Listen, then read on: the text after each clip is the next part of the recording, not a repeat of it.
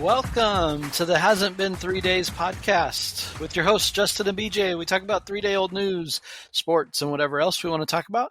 You, the MVP listener, you listen in, you laugh, you cry, you hate on our takes, whatever it is, but just don't let us know unless it's been 3 days. So we should have changed the tagline to sports because we're so far from sports right now, and we're in the football season.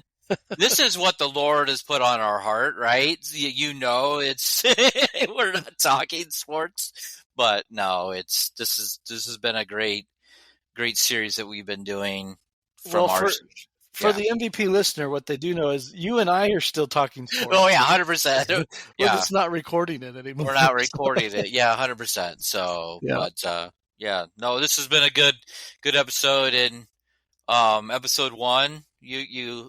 Or this part one of Deandra's story. So Deandra just shared with us a little bit about her story as growing up in the church as a pastor's kid, and then she shared a little bit into her first divorce and the hurt that came with that, with the church, and how that all came into it. She starts getting into her second divorce and what happened there, and just we got cut off, and so it was a good breaking point for us to start part 2. So we're bringing back Deandra to finish this conversation that Heidi and I had with her. So again, finish this conversation with us. We look forward to hearing the resolution of this story from Deandra. So enjoy as we have Deandra Miller join us once again. Yes, enjoy. All right, we're talking with Deandra about her story and just the various forms and ways that she has been hurt by the church at different places in her life. And we talked about her first marriage a little bit and just the stuff that happened that didn't matter if she was in the church or not, but how the church responded. And we want to jump into your second marriage and just the ways this was different. And we're gonna call this the second man Fred. Yes. And so we're trying to protect. Yes. So, Deandra, tell us a little bit about the story about how Fred came into the picture and how everything transpired, and take us to where you want us to go and to hear your story here. Okay. I think we've tried to record this like 3 times and we keep getting kicked off. And I think I'm going to go a little different direction than the first 2 times. So we met at the church. We were both on staff, and we got married 3 years after my first divorce. So I was 26 when we got married. He was in the military and experienced a significant amount of PTSD. I feel as though, and I try to be cautious about how I talk about this, because if he were to tell the story, he would tell it very differently than I would. You know, we all have our ways of seeing how things happen. So I guess that's the disclaimer, is you're getting my version of this.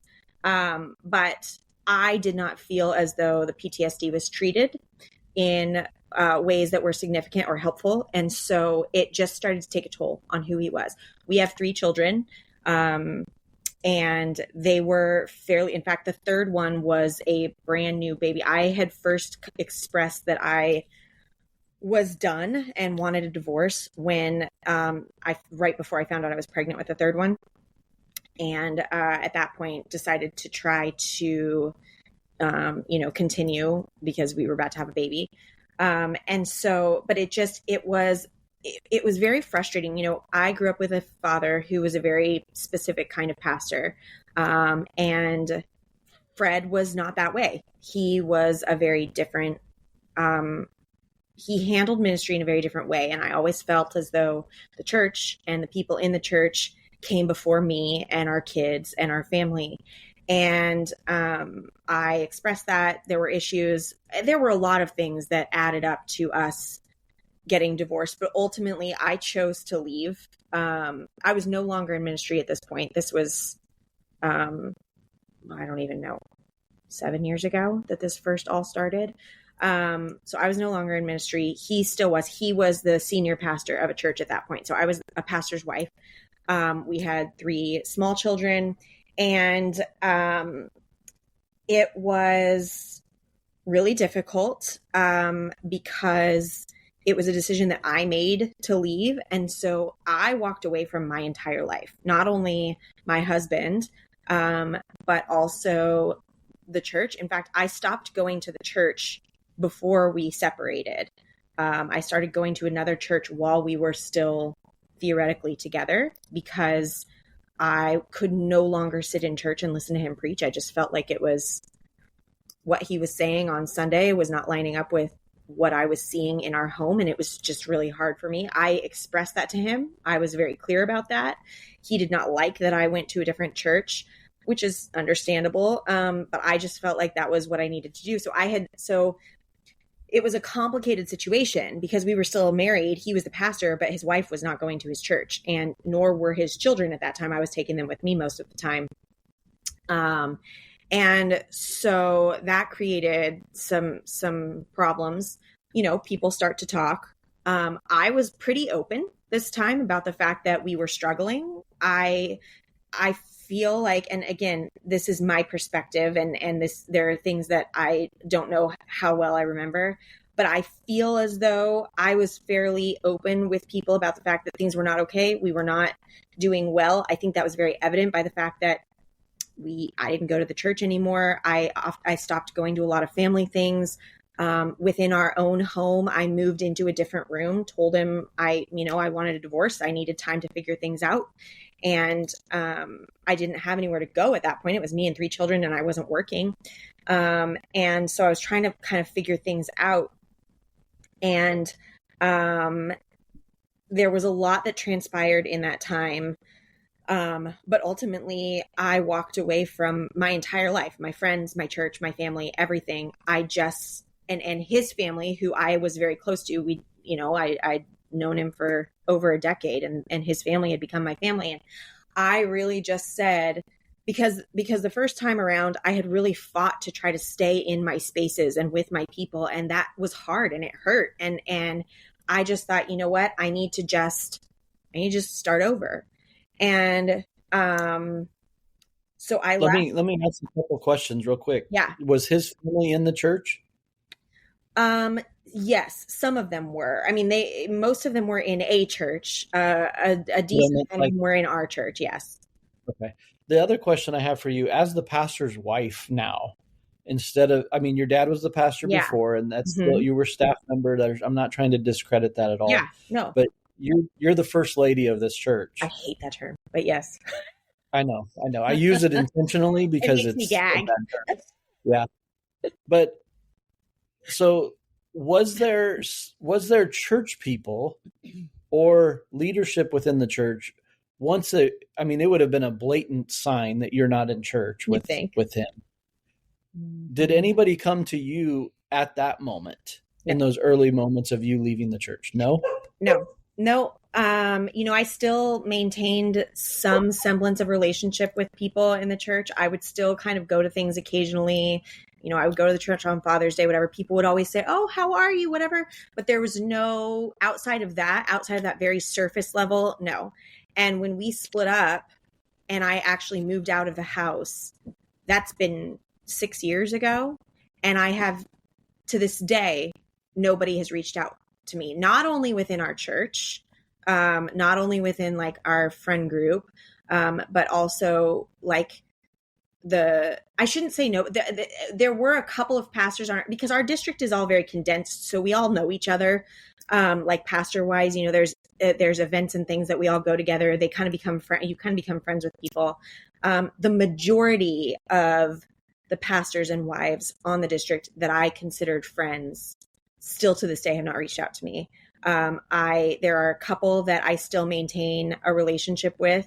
And I'm very grateful for them, but the majority of them, in fact, I've had a couple incidents where I've been like, there was a funeral that I was at, and one of the pastor's wives who I know had been saying, the 2 of them had been saying and doing some shady things, as far as this whole situation was concerned. And she came up to like try to hug me, and I just like walked away from her. I didn't want anything to do with her.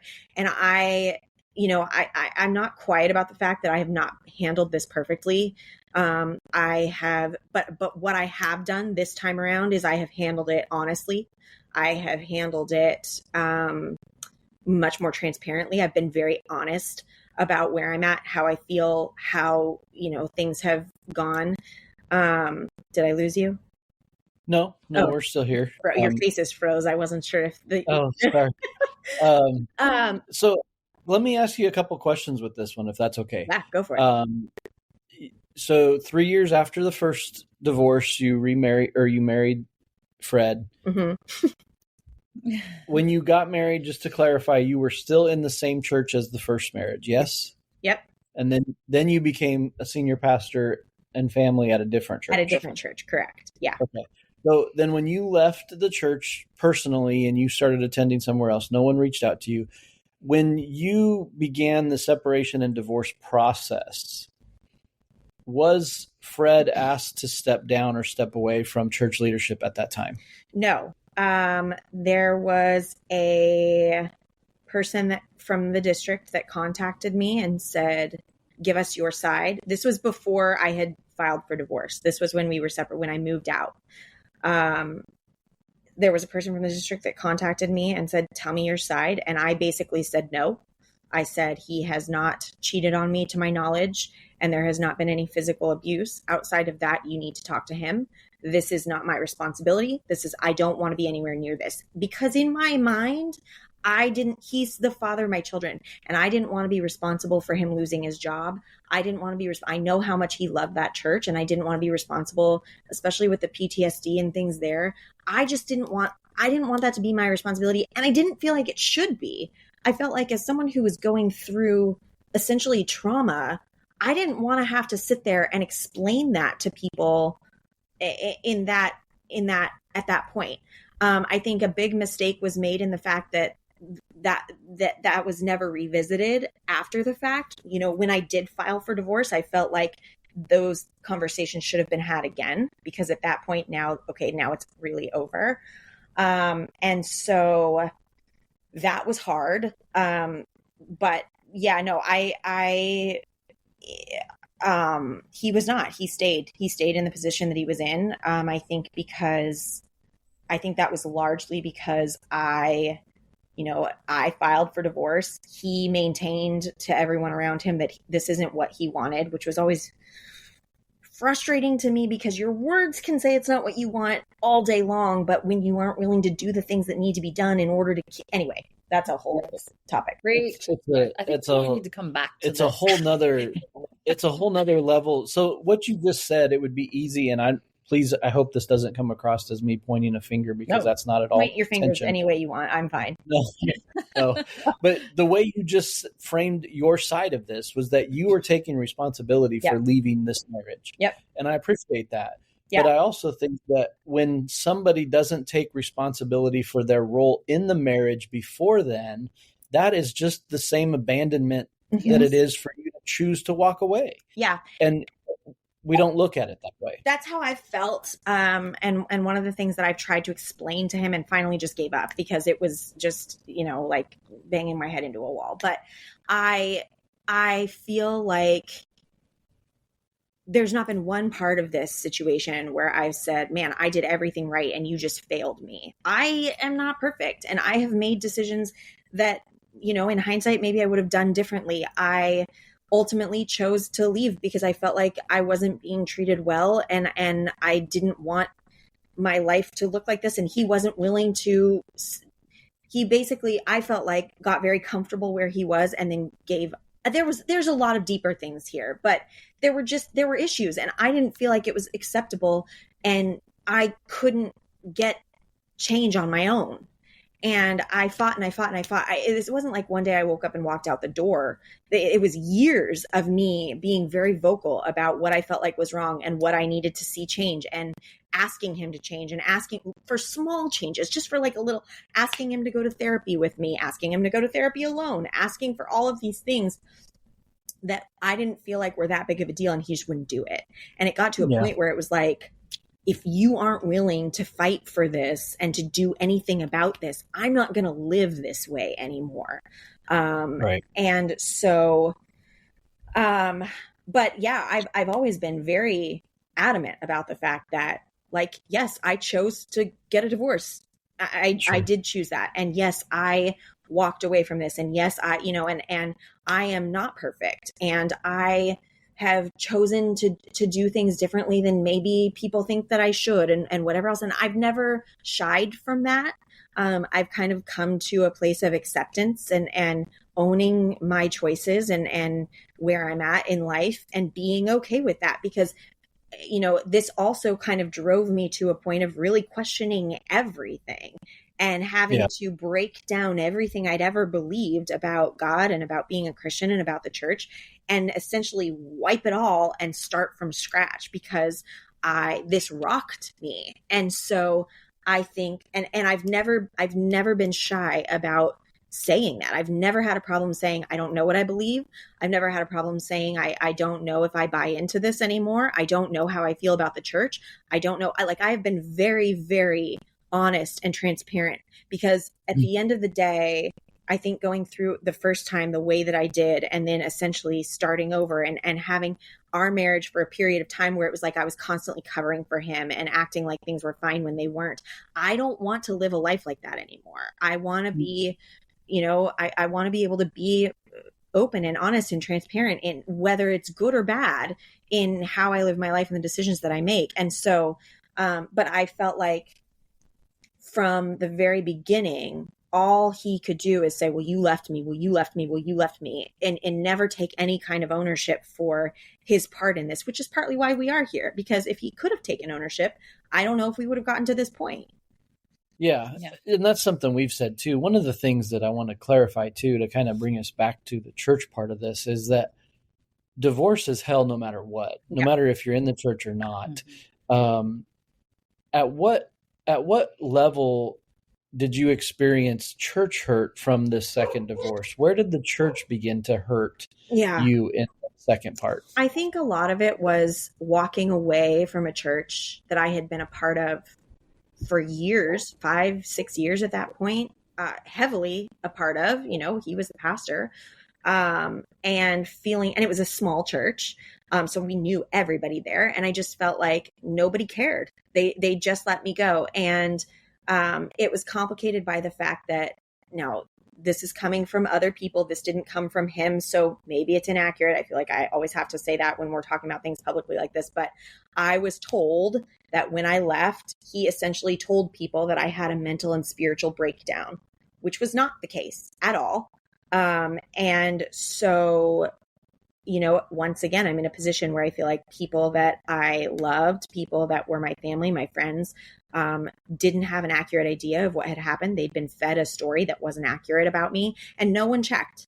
No one asked me if that was accurate, and no one asked me if I was okay, because once again, we go back to, if that were true, if I had had a mental and spiritual breakdown, why aren't you helping? Why aren't you supporting? Why aren't you stepping in and being there for me? Why are you writing me off and acting like he's a hero for being a single dad now? Like this becomes the way that the church, it just feels like everybody chose a side and it wasn't mine. And in the process of that, really hurt me. And really left me in a place where it was like, okay, well, now what? And also, I think, a different level for me in this situation, which is obviously not such a common thing, is watching someone who was my husband, who was supposed to be my protector and my person and my, spiritual head, if you will, on top of the fact that he was supposed to be the pastor, just not do those things. And for me to watch him get up there week after week after week and preach and say these things that I felt like were not lining up with how he was living and how he was treating me and how he was treating our children behind closed doors, then it made me kind of question everybody. Well, so is everybody doing this? And it was very far from what I had grown up with, because I had grown up with a dad who was very consistent. And so then it made me, whereas before it was like, okay, pastor, good person. Now it becomes, okay, are you all just faking this so that you don't lose your job? Because this isn't accurate. And so I think the hurt in that with the church for me lied with the combination of those things, with feeling like I wasn't important enough, or people didn't care enough about me. And then that took me to, so this whole time where I felt like we had these relationships, was that just because I was his wife? You just didn't actually care about me and who I was. It was just the fact that I was a pastor's wife. So you had to act like you were interested in my life. Or is this now like, this just is how it is, and we're all just really, in reality, these are very surface level relationships, and they can come and go this easily. Either one of those answers. What? It's a hard thing to reconcile. Yeah. Either one of those I'm not okay with, and I don't want any part of. And I think that shifted how I looked at the relationships that I was creating going forward, because I did not want relationships like that going forward. And so even when I did go back to church, I was very clear about the fact that I was not getting involved. I was not building relationships. I was not getting involved. I was not going to be a part of things, because I just didn't want to go through that again. Yeah. That's something that the next part of this series is we're going to have some pastors and some counselors on to talk about how they've helped people through their church hurt and such. And one of the things that I know I've been recommended and encouraged to do by my counselor is that to not jump back in right away, and to not go to these places where you had safety before, you had community before, but sometimes our story might be triggering to somebody else, but also their story may be triggering to us, and we haven't fully healed or going through that process. It could be still raw. It may not be beneficial. So I get what you're saying. I want to lead this to kind of a summation if we can. Before you do, go ahead. I want to say one more thing about what you just said too. I will say that I think the thing that ultimately saved any semblance of relationship I have with the church, which is still a very thin wire, I'm making up sayings here, is that because of the position that I was in, I knew other pastors and pastors' wives on our district. And there was a couple that we were friends with, that I was very close to the wife, and they invited me to come to their church when they realized things were not okay. And not in the sense of like, hey, come to our church. It was just very much like, we're here if you need anything, whether that's from us, whether that's from the church, whatever. Doug and Leisha Doug is the pastor, Leisha is his wife. The two of them showed up the day that I moved out of the house to take my children, so that my children didn't have to be there while I was moving out of the house. They've continually shown up for me and helped me out when I've been in a bind, with things with my car, with things, their son's old bunk bed is in my boys' room right now. Like they've continually showed up for me in very physical ways, but also just emotional spirit.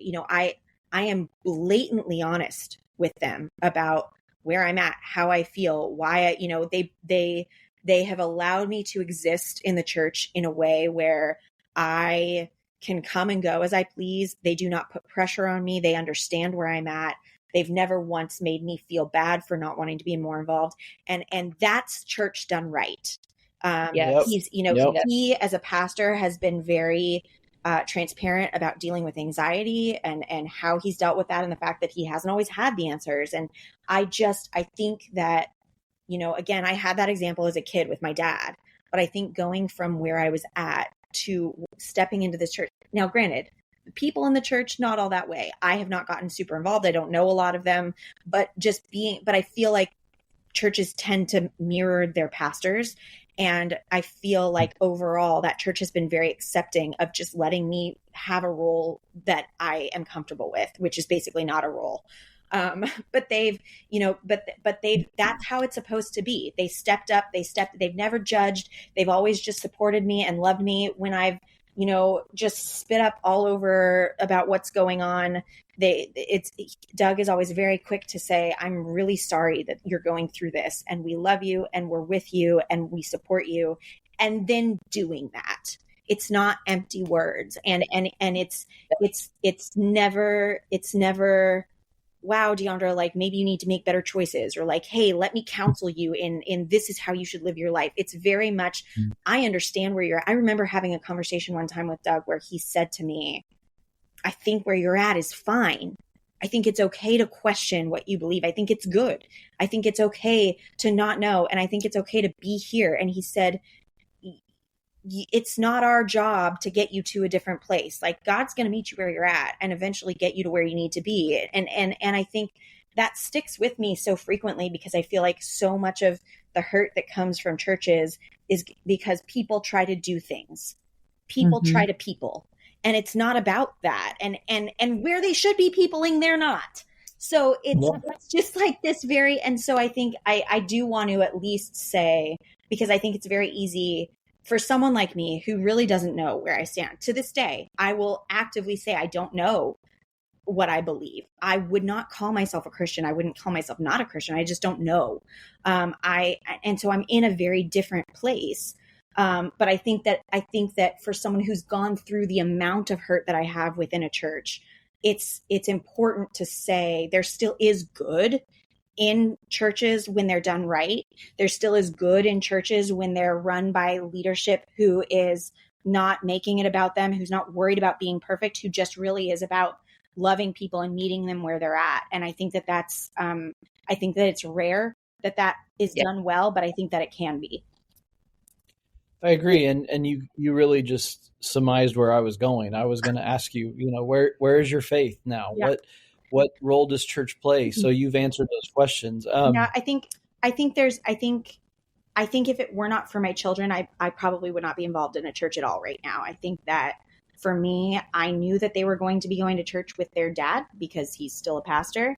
And I feel like there are a lot of toxic things that they see at that church and in that. And I wanted them to be a part of a church that I felt like was healthy, so that they would see that as well. And so I don't go on the weeks that I don't have my kids. I have them every other Sunday, and I go on the weeks that I have the kids. I am very skeptical when I say, I'm internally critical. I will never be someone who is externally critical because I've run a church and I know what that feels like.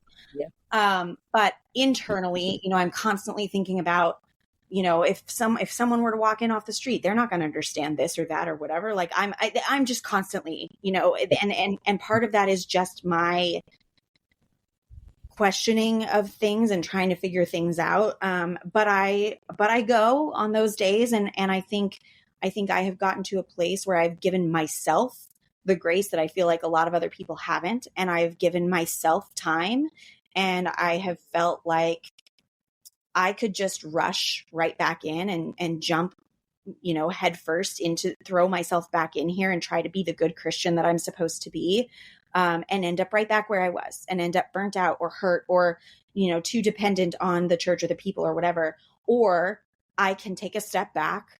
I can dip one toe in, and I can, get adjusted to that toe before I put the rest of my foot in and try to, figure out where we're at. And I think the biggest thing in all of this, not just the divorces, but with the church and the hurt that's happened there and things like that is just getting to a place of, I don't care what you think of me, church.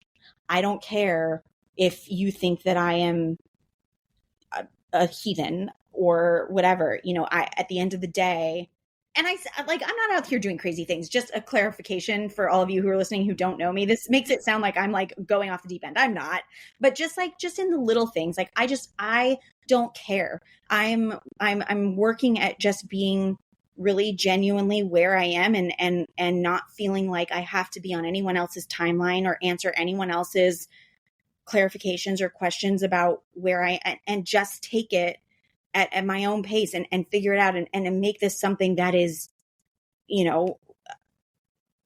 genuine. I don't want things that aren't genuine anymore. And that includes a church, and that includes relationships within the church. And I think that's where it's at, is just really kind of testing those waters of making sure that things are genuine. I think a lot of people are there in that place. And I know, like, you were speaking to how you feel when you're standing in a church service. And I never thought that would be me. But I have said a number of times, I just feel myself being very cynical about people and sitting there and thinking like, this is great, but just feeling like I'll think I'm fine. And then we'll talk about getting involved it makes me really emotional. It's tough because of where we've been very similar things to the things that you've spoken here. Yeah, it's tough. And like you say, it's a rare few that you find that exude that love in the way that they're supposed to. Yeah. And yeah. We didn't even get into the fact that on top of all of this, my dad has been acting as a district superintendent for the last 14 years. And at our last district assembly was voted out, which is only the second time in the history of the Church of the Nazarene that that's ever happened. And we know where it stems from. We know who it came from. And again, these are people we thought loved us. And so we've been through all of that now, essentially again, and on another level. And so there's this, I've had to just come to terms with the fact that, like, kind of bringing it back to the beginning of, like, yeah, people are imperfect. And yeah, the church is imperfect. My thing is, I don't accept that. For me, we can't just acknowledge, yep, people are imperfect. Yep, the church is imperfect. We have to work at making it better. Is it ever going to be perfect? Absolutely not. Can it be constantly improving and getting better? Yes, it can, and it should. And I think the point at which we become complacent and just accept the fact that, well, the church isn't perfect because it's run by imperfect people, we have a problem. I don't think you can just accept that as truth and move on with imperfection. I think you have to accept that, yeah, the church isn't perfect because people aren't perfect, and that's a problem. So what do we do about it? How do we make it as close to, and I mean, perfect is the word I'm using, but like, how do we improve this? What do we do? What things do we put in place? You know, as I've watched this happen to my children's father and to my father, two dramatically different things, not comparing the two, totally different. Right. But, you know, I've said, why are our pastors not required to have therapy? I think every pastor should be required to have therapy outside of the church, that that therapist is not reporting back to someone, that anything they say legitimately stays there, that they are getting real help in real time, so that, because so often pastors are having to keep up this facade and do these things to keep their jobs. And so then as they're losing it or having trouble or having struggles, they can't speak about it because they're afraid of losing everything. And so they get the help they need. So put them in therapy once a month, required therapy that they don't have, that is not being, you know, where they're actually getting help. I think in a situation of the district assembly and things like that, my dad had to sit there and finish district assembly after they had voted him out. Why was there not someone in place who came up and said, we're going to thank him for his service for the last 14 years. We are going to pray for him. We are going to release him. We are going to let him go, give him peace. And we're going to take over this assembly now and let him move on. You know, I have lists of things that, as I've observed this from the outside, I've said, okay, this didn't work. How do we fix it?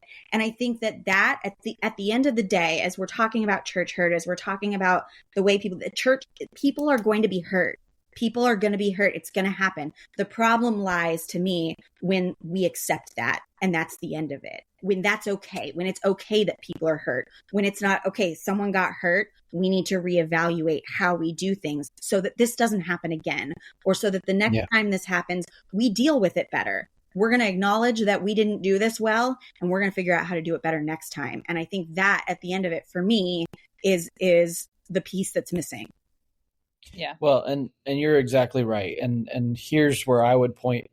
I've tried to point every one of these episodes back to what that is, because we know what that is. You know what that is. As a former pastor, as a former pastor's kid, and all the things. We run the gamut here. Yeah.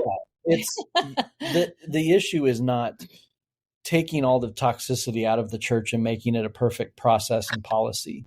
The issue is a heart issue. Yes. And the only way to fix a heart issue is with Jesus Christ. And it's not the church is not going to save us. You know, the people in the church are not going to save us. The polity of the church will not save us. It's only Jesus Christ, and it's only transformed through Jesus Christ. And when we get sideways and we get so focused on the fact, and you haven't, and I'm not pointing, I'm preaching here. It's that we've pointed the finger at the structure of the organization, and that is not the answer. Jesus, hold on. Jesus condemned Pharisees. I'm going to argue with you on this, because you essentially said basically what my dad said. when I had this conversation with him. And I don't necessarily disagree, but I also disagree because I think that we also have to point a finger at the organization, and we also have to point a finger at how things are run and how things are done. So yeah, if you believe in Jesus and you believe in God, and that is then yes, Jesus is the answer. But also, we have brains, and we are responsible for acting. And so to me, I don't think you're doing this, but I think a lot of times people use that as almost a cop out. And Sure. Again, I don't think you're doing this, but I think that there are so many things where, yeah, sure, Jesus, yes, that's the whole center of the church. So of course we need to bring it back to that. Yes. But also we cannot be irresponsible with what we have and where we're at and not make change. When you see that someone is hurt, it is your responsibility then to figure out how we fix these processes and this organization and whatever, and change that.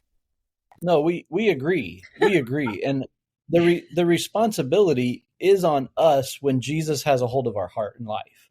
Here's the problem I have, and I don't want to get into a slanderous pointing the finger at this, but we have so many leaders within the church that are living lies. Yep. Yeah. You've alluded to it. You've talked about it.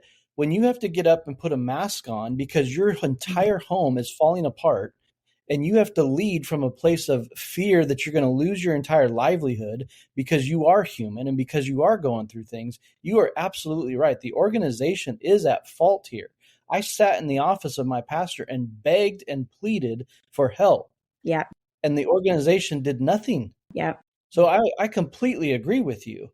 But as those of us that do take that's the issue here. It's a hard issue, but it's an accountability issue. Yeah. Mm-hmm. And I think the accountability issue goes beyond the organization. It's in the world today. It's in society. Think about all the current events going on. There's no accountability in this world because people hate it. When you sit in front of somebody and says you've done something wrong and there's no awareness, people hate that. Yeah. And they rise up against it. Why? They rise up against the responsibility of it. And I think so many people run away from the organization because they think that it's hopeless, right? And you're right. You're absolutely right. I love how you said it. We have a responsibility to do better within the organization as well. Yeah. And I completely agree with you on that. So thank you for that. Thank you for that reminder that it is a hard issue. That is the ultimate issue. The church will not get us to heaven. And so I'm going to stand by that. I think we would agree on that. Yeah. But the church and the organization does need to do better. And we do need to fix these problems. How we do that, that's up for debate. That's up for our conversations. Listen, for sure. If anybody's listening and they have some pull, I've got ideas. So, just send me an email. I will give you my ideas. Sandra and I have worked this all out. We talk about this all the time. When all this was happening with my parents, I said, I'm spitting out these ideas because I'll start processing things. And this is what I do. I process things and I start coming up with, okay, how do we fix this? And so I'm spewing out all these things. And my dad said, maybe you should go to General Assembly. I said, let me go to General Assembly. Give me a mic. I'll talk to him. Yeah. And then you go back to the polity and all the things like you got to be a member to vote and all the things you talked about earlier. Still a member. Yeah, exactly.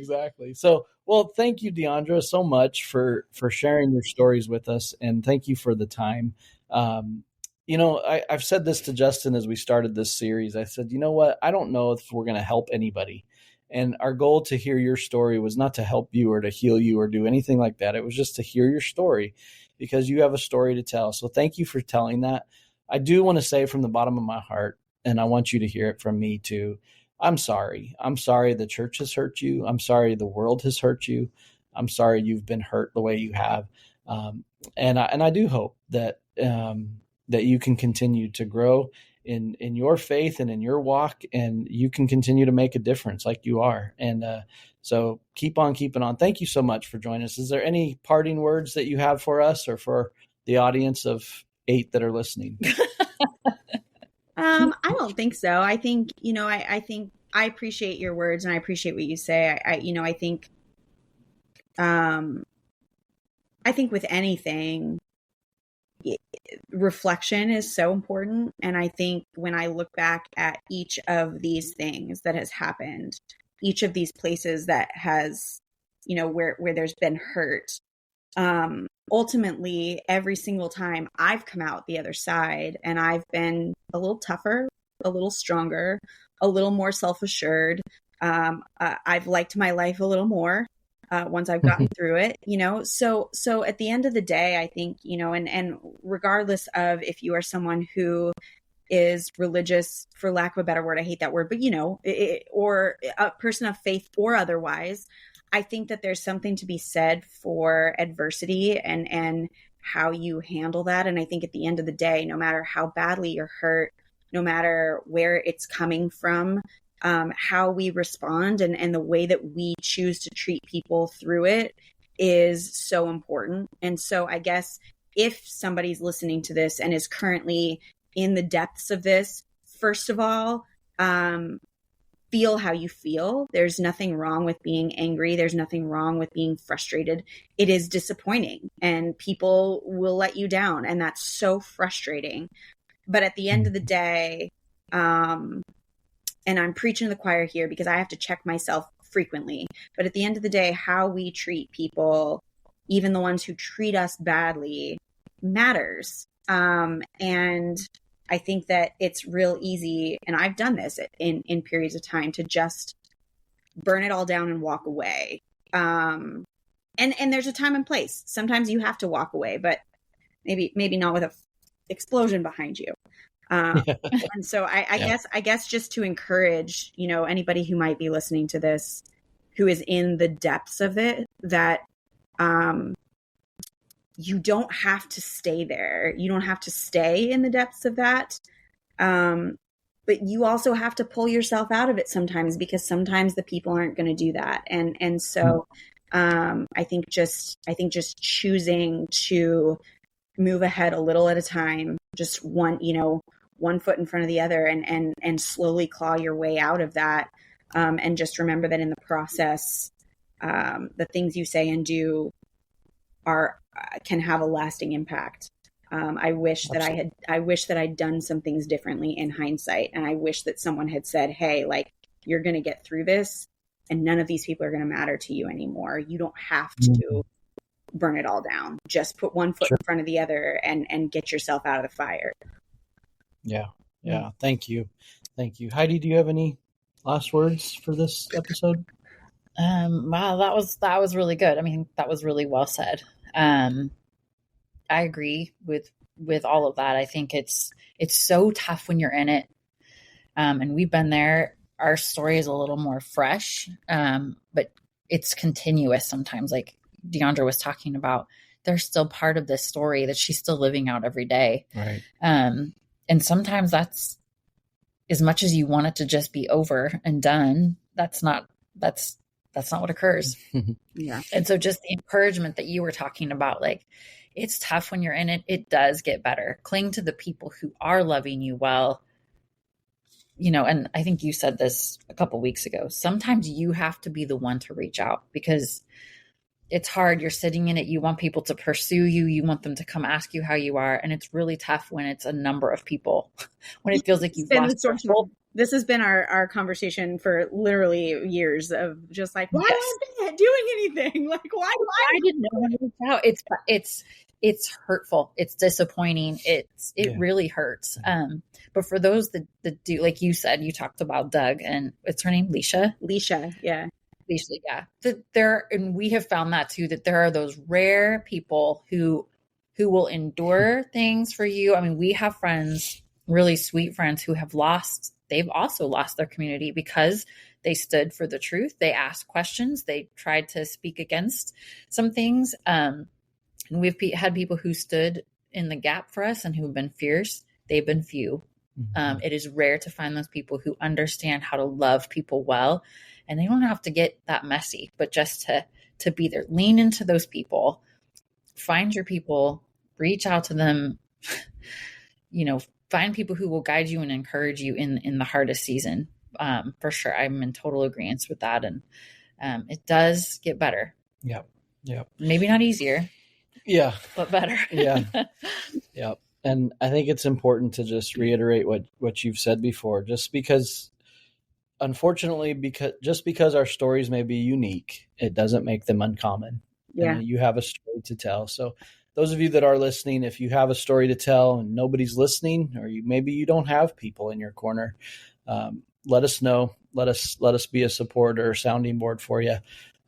You can reach out in all the different ways. But thanks again, Deandra, for spending the time with us. Absolutely. And we will definitely be reaching out. We need a WNBA update soon. So Sounds good. Sounds good. Thank you so much. Have a great night. Love you. Love you. It's been a pleasure to have my new cousin-in-law, Deandra Miller, with us for 2 episodes once again. And I just want to say thank you once again for her vulnerability, for her rawness, for her openness and honesty in this conversation about church hurt, about just Jesus's role in our life, and her honesty in her own journey and where she's at. So thank you again, Deandra, for joining me. Thank you, Heidi, for helping me with that interview. Yes, thank you, Heidi. It's a good thing this isn't a paying gig, because she'd probably take my money. She's getting overtime, that's for sure. So. Right. But no, these stories have been really good, and I'm thankful that God kind of put this on our heart for a platform to share. We're going to transition the season now. We've heard a few stories. We've heard Justin and Becky's story, a little bit of their story, a little bit of Heidi and I's story. We've heard from Michael and now Deandra. And we know there's so many other stories out there of people that have experienced some sort of pain and hurt from the organization that is the church. And so what Deandra alluded to in the last part there was that, we need to do better as an organization, and there doesn't need to be an excuse made for the church as a whole. And we're thankful that she said that. It kind of gives us a good segue into this next segment that we're going to do. And we're going to start interviewing some people that are in leadership in the church, some pastors, a counselor, and just get some insight from their side of things and how they care for people and help them through these moments. Because as we just heard, pastors are hurt as well. And yet they still get to go and carry the burden of their people in their church as well. So stay tuned with us for the next couple of episodes as we bring on some people in leadership that a lot of times get a bad rap for causing church hurt, but we're going to talk to them about how they care for their people. So we're going to have some familiar voices coming back too, I think. Some familiar voices, but also some new ones as well. So definitely. It's gonna be good, but we're looking forward to that. But thank you again. If you have a story to tell, please let us know. It's not too late. Your voice does matter. Everybody has a story to tell. We want everybody to know that. So this is just something that was on our hearts to do this season. And so I appreciate you hanging with us and being there. One thing I just want to touch on as we kind of wrap up these stories, one of the things that Heidi mentioned when we shared our story was that we really don't want this to be a church bashing season. And I don't believe that it has. And in reality, what I want us to always do as we conclude most every episode now is point people back to the person who can take care of our hurts. When we get so focused on our problems, we lose sight of the person who holds the answers, and that's Jesus Christ. So I just want to encourage everybody, if you're going through it, just keep looking up. Keep looking up. Keep trusting in him. He sees you. He loves you, and he wants to care for you, and he wants to do that through his church. And so my hope and prayer is that we can come out of this better than when we came into it. So we talked about that last time. And so I hope that comes out of this. If it doesn't, I'm sorry, but we're at least giving our best shot for sure. So yeah, we're just, like you said, it's been laid on our hearts to kind of get it out there. And I'm happy that we're doing it. And I'm happy that we're, that we're going to take it the next level of, somebody, people who've gone through it, counseled people through it. And, maybe that'll help them with the next steps if they're just listening and sitting back and being like, yeah, that's me, So, which kind of like my sister said, she really appreciates us, talking about this, and she had no idea we were doing this. I mean, she knew that we were going to interview her again at some point, but, so I'm looking forward to it. As much as we look forward to putting it out, I look forward to hearing what people have to say about it too. Even if it's, from a few people. I love hearing look, my parents will tell me that they listen to it every week. I think they're the only ones that listen. No, just joking. From my family. Oh, and gotcha. no. So, but yeah, I think this will be good. I think this is something to, as our kids grow up, hearing those stories from us, only help through just understanding and managing those things too. So yeah, for sure. Well, thanks again for joining us, and join us next week as we start to slant this a different direction. So stay tuned, but as always, keep looking up, keep trusting in Him, and we will see you next time. See ya.